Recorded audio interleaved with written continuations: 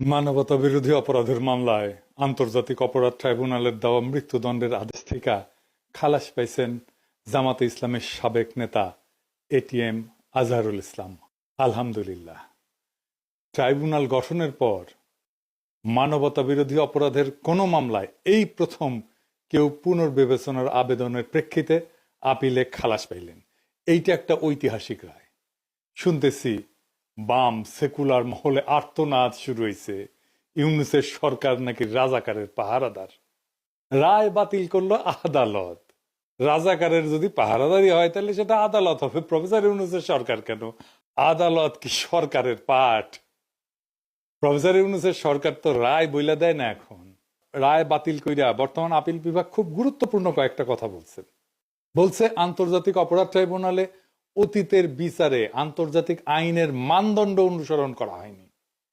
যে সমস্ত তথ্য প্রমাণ এই মামলায় ছিল তা অতীতের আপিল বিভাগে সঠিকভাবে বিবেচনা করতে ব্যর্থ হয়েছে। দুইটা